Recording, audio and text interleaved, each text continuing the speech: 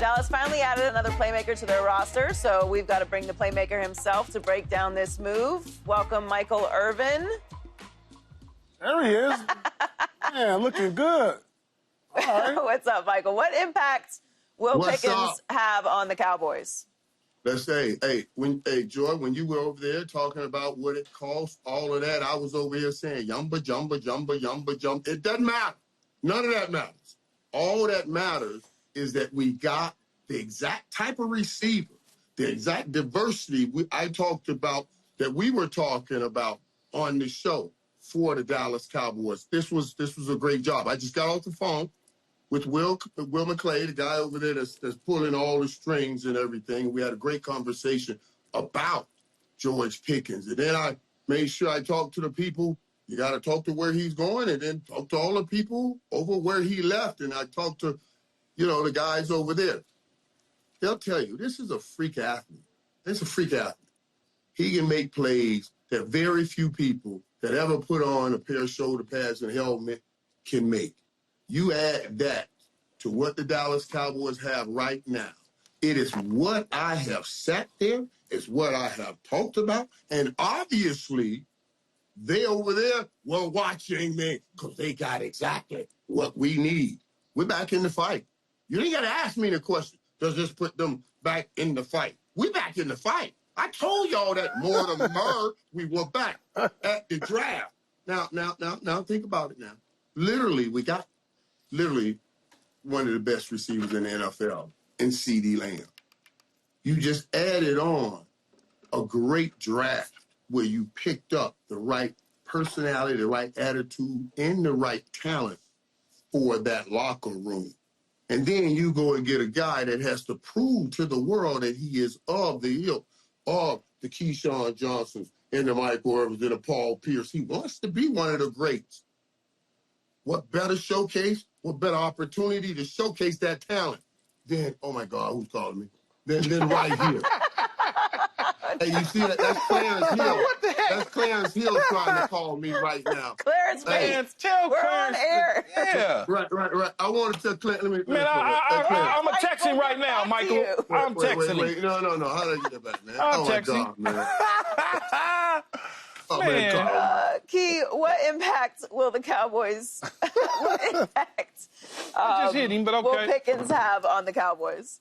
I think it's going to be significant. If you go back and you think about when they acquired Amari Cooper from the Oakland Raiders in that trade, the third down percentage jumped for Dak Prescott in that offense. That offense was struggling prior to his arrival. Then once he came, it was a different offense. And I think you could say the same thing in this situation with George Pickens. They didn't give up a whole lot to get him. Obviously, he's going to want some new money as time goes by. He's still going to be playing on his last year at about $3.6 million until such due time that they address it. But it helps the passing game significantly. They get another option outside of CeeDee Lamb that they can rely on and understand that this kid has the opportunity to basically be a 1A, not a 2. I mean, a 1B, not a 2, but a 1B to CeeDee Lamb's 1A.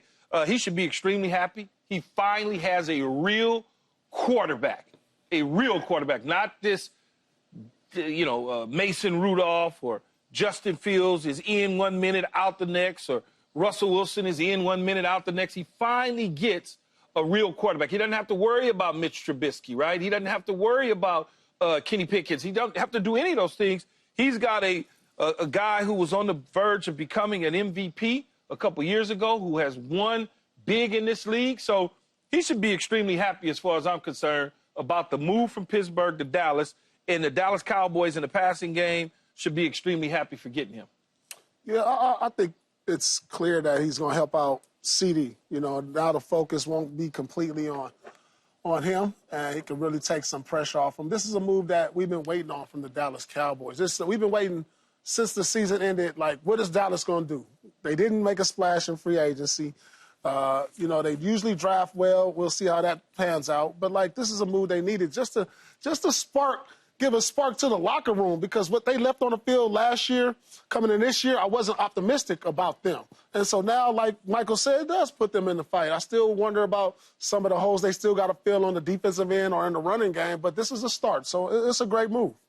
I like the trade. It gives Dak another weapon, takes some pressure off of CD, takes some attention away from CD. And George Pickens was the guy in Pittsburgh. So to your point, he's not really a number 2. He's kind of a he's kind of a 1B. And we know what Dak can do when he has options out there. Now, I do have some questions about how Pickens is going to fit with the Cowboys because there were some issues with him on field with a guy like Mike Tomlin last year. I mean, it is what it is. He got fined almost $90,000 in 2024, and there were plenty of conversations about that. I understand. In Pittsburgh, and I don't know if Schottenheimer has the same gravitas to deal with that if it does come up. But the difference in Shotty and Mike Tomlin or Shotty, neither one are in the huddle. They're on the sidelines. So when you have a Dak Prescott who is a veteran, and you have a CeeDee Lamb who is essentially a veteran. Yeah, and the guy. The relationship and conversation is totally different, right? You a guy like George could lean on them, and they could tell him, man, just go up, you're gonna be all right. They think about Kenny Pickett trying to communicate with George Pickens, or Mitch Trubisky trying to communicate, or Russell Wilson trying to communicate with him. So they're not even looking at him the same. It was a lack of offensive leadership in Pittsburgh. 1,000%. That's a faster way. That's a faster way to get to it, though. Joy, is a lack of leadership on the offensive side of the ball. But like when you're in a culture like Pittsburgh, you know what I'm saying? That's a really good culture. It has been for a long time. It's a great culture, but it's defensive centric. It's all about the defense. That's what it's really about. Offensively, there was no leaders over there. Now, Dak Prescott and CeeDee Lamb essentially are the leaders on the offensive side of the ball as of right now. Right. Plus, you got coaches that coach offense that wants him as an offensive mind in Shotty. So the conversation is just way different when you're talking to a receiver. I speak receiver language. Michael, what do you think about that? And Key is absolutely right in that aspect right there, talking about where he's coming from. Defense rules Pittsburgh. Over here, it's all about offensive football. And let's talk about the stage. What have we talked about? George Pickens always want the opportunity to make big plays on a big stage. You ain't going to get a bigger stage than this. You're going to have the star on the side of your helmet. You're going to be playing in the star game. Now, I don't care even if the records are bad, even though the Cowboys' record better not be bad with you on board. You see what I'm saying? So no matter what, we're not talking about that extra oomph that this physically freaky athlete's going to have every Sunday when he hits the field, because he knows every eyeball is going to be watching the Dallas Cowboys play. You thought he went up and grabbed, I know it's a great organization. I know they've done great things in that franchise. And he went and did some great things for the Steelers. But now he's at a whole nother level. And I absolutely believe he will commit to that. He's on his contract year. Mm-hmm. I'm sure he wants to get paid. And he has the physical skill set, talent to get paid. Now it's just about locking in and getting it done. And I think this is a great opportunity for him. Will the Cowboys make the playoffs after this trade, Michael? Yeah, what are you talking about, man? Listen, we got to talk. That's not even a question. The question is now, when you start, I'm serious, what people should start saying is, man, are we going to see 3 teams from the NFC East in this playoff? Because bar none, that's what we got right now. There's no doubt in my mind the Cowboys are absolutely in the playoff. And the question is making sure those other 2 from the NFC are there too. But this move, with what they did on that offensive line, and you will find that bell cow running back, and that'll fall in line. And you got a great mixture of talent back there to make sure you find that bell cow running back. So, yeah, they're definitely in the playoffs. I love when Michael's excited about the Cowboys. Are they in the playoffs? They did exactly what I said they should do. Why should I not be excited? They stole my stuff. Or used my stuff. You want them to listen to you, and they're listening to you. Right. And I'm spitting Matthew, Mark, Luke, and John. It's the gospel, and they got it. You have been preaching. You got the preacher suit. You're ready to go. The preacher suit. And the Lord said. Start the Cowboys cult. Are they making the playoffs, Key? I think they have a legitimate shot at making the playoffs. I won't just shoehorn them in. Like I said the other day, I think even without this move, that they had an opportunity to fall in that third spot, which essentially could still put them in that bottom 6-7 slot as a wild card, and I think that's where they're at. I don't think they're nowhere near Washington or Philly or Washington. They're going to be fighting it out with the Giants, but this is certainly a big help. There's no question about it, like a huge help for them. Now they just got to learn how to stop the run and run the football. If they can get those two things solidified and shored up, then we'll probably see them in late January, or not late January, in January. Let's just say that.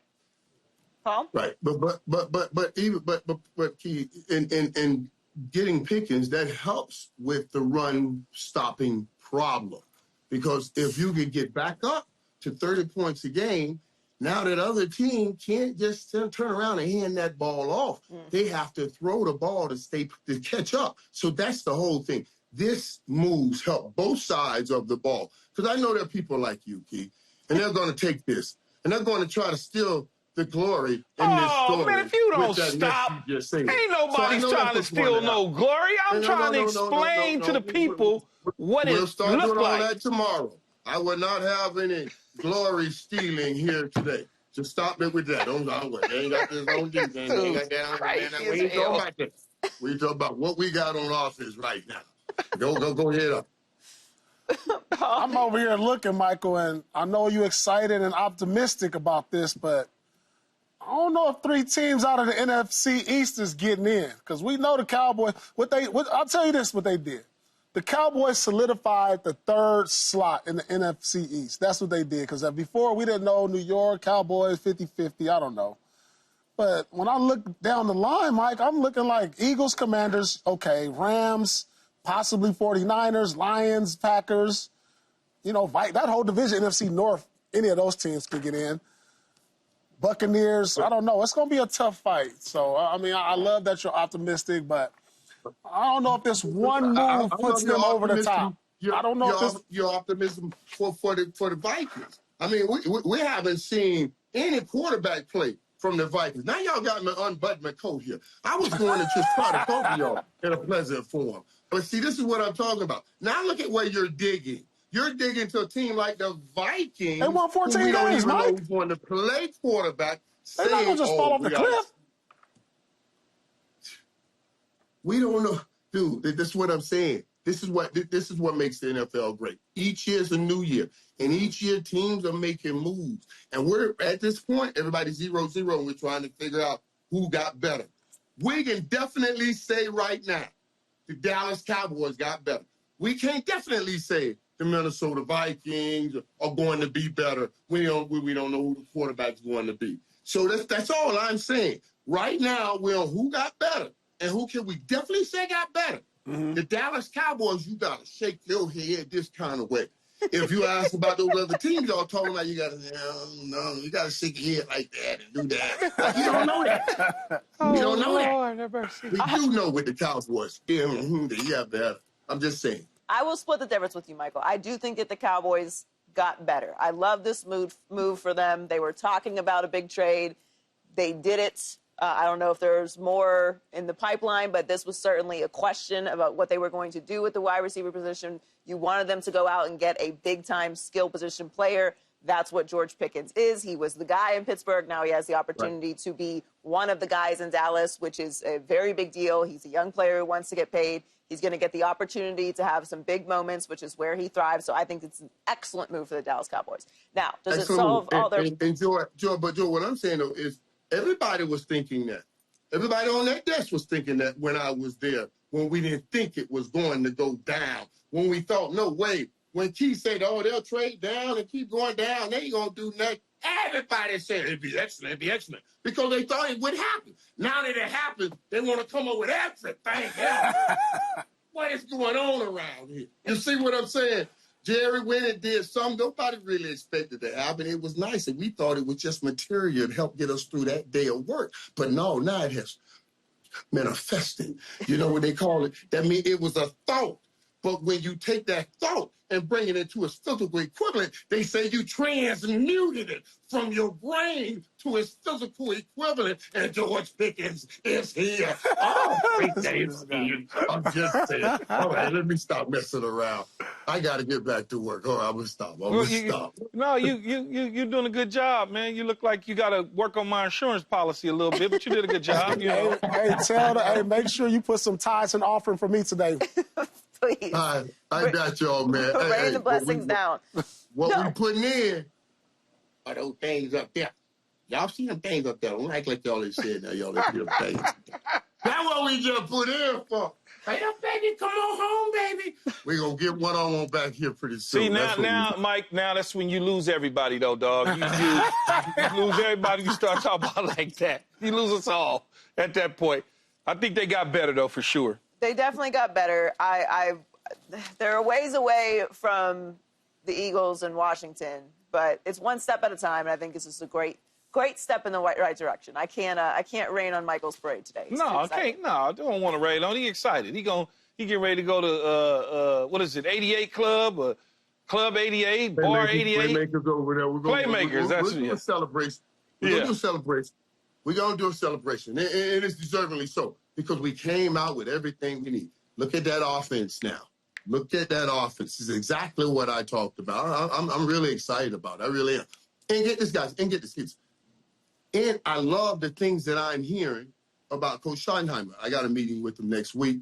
But I'm talking about the things I'm hearing that he's doing in the building to make sure that the right guys are in the right areas. You know, they're changing things around, putting certain people in certain areas. I always say, guys, you've heard me say it, in order to win a championship, it's easy. It's about a promise made, one player to another. I can get my job done. Now, I've always said, I said it there, you got to create them opportunities for these players to make those promises. And I'm hearing that he's doing that by putting certain guys together at certain areas at certain times in that locker room when they're eating, when they're having meetings. That is good stuff to put to this. That's what I'm talking about. So it's not just I'm happy with substance. That's what I'm happy about. Well, let's look at the Steelers side of this trade. Pickens had likely been ousted as the team's top receiver after they traded for DK Metcalf earlier this offseason, but Pittsburgh is still waiting for an answer from Aaron Rodgers, and now he'd have one less weapon to work with on offense. So, Key, will trading Pickens impact Rodgers' decision to sign with Pittsburgh? No, I don't think so at all, Joy. I think when you think about this conversation about George Pickens being on the move has been brewing for quite some time. And the fact that they acquired DK Metcalf certainly heightened that. So I'm sure that they have been in conversations with Aaron Rodgers of what the offense could potentially look like with Pickens out or Pickens in. So he knew this was coming the entire time. I'm sure it's no shock to his system at all. His decision is not going to be based on whether or not George Pickens is opposite of DK Metcalf. That decision is going to be made whether or not he wants to play football because he wants to play football or not play football. Nothing to do with George Pickens being on the move. Yeah, I agree with that. I mean, I don't think that with the trade of Pickens that Rodgers is saying, oh, we just lessened our chances for a Super Bowl, because I didn't look at, even if you added Rodgers to the Steelers, I didn't look at the Steelers as a Super Bowl contender with Rodgers. So, like you said, if he's coming back to play, he's just coming back to play, you know, and that's about it. But if I'm Rodgers, I'm like, listen, if there's at this age, if I'm not playing for something or playing somebody to where I really think we can win a Super Bowl, I might as well retire, because that was kind of like my whole process as I got older. It was just like, you know, where can I go to where I can win another title? You know, it'd be the best opportunity. And so I think that's something he has to think about, and I don't think this impacted, because even with Pickens, I didn't feel like Pittsburgh was a Super Bowl contender. Michael, you think this will impact it? Yeah, I believe if I was Aaron Rodgers, somebody, this may impact it in a positive way for Aaron Rodgers, knowing now that George Pickens is not there. Because now if he comes in and he has a DK Metcalf who just came in, I can let him now be my number one receiver without worrying about feeding this loud-mouthed joker. We'll take the loudmouth joke in Dallas. You appreciate it. I appreciate it. So you see what I'm saying? So in a sense, this helps Aaron Rodgers in his decision making because you got something to prove.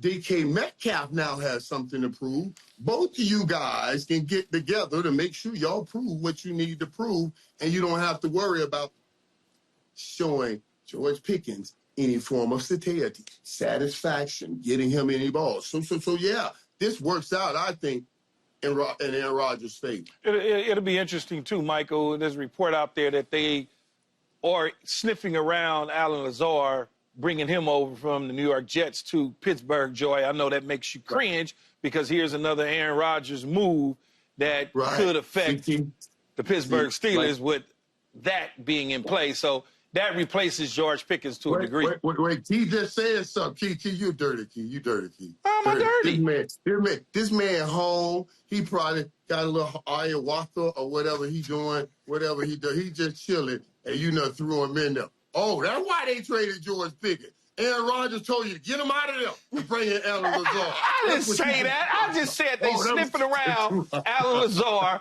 That's the report that's out there in the universe. That's all I'm saying. Right. We're interrupting Aaron's quiet time in his darkness retreat. I don't think that's what was bringing him to Pittsburgh. But, I don't think that George Pickens is a problem. But Aaron has had issues with young receivers in the past. I mean, he's not a rookie, but you do kind of make a point there, Michael. If George was having the same issues that he was having last year with someone like Aaron Rodgers, it might be pretty explosive. That's could have been an issue, and obviously DK has a lot he wants to prove. I don't think that this was something that was going to keep Aaron from going there, because to Key's point, this has been out there as a possible trade for a while now. So I think Pittsburgh and Aaron are in the same boat at this point. It's just a matter of him signing and getting there. But Michael, before you go, do you like what you've seen from your workout partner, Buddy Hield, in the playoffs? What are y'all talking about? I told you I hit Buddy the other day, and I told him after he put up them big game in Game 7, which I went to, I said to him, Buddy, I said, man, listen, I was going to kill you this offseason because you shot that air ball at crunch time. But after the way he's played the last few weeks, I told him he's off the hook. He's back in the good graces, man. I love watching him play, and I love watching him play with Jimmy Butler like that. You saw him up there after the game last night messing around with each other, having fun. He's bringing the best out of Buddy. He's a good dude. I'm happy to see him have such great success. Well, thanks for joining us, Michael. Thanks for making the time. Congratulations on the news today. I know you're very excited. We appreciate it. Yeah, we're back, guys. I appreciate it, guys. I feel real comfortable getting back talking with you guys now because we're in the mix. I can talk from a place of strength now, not some humble place worried about what y'all say. We don't want Michael in the humble place. That's not a good place for Michael. We do. Thank you, Father Irvin. Thank you, Father Irvin. Father Irvin. All right, guys. Taking Irvin out. Subscribe here to get the latest from Speak, and go watch a few segments from our other shows on FS1.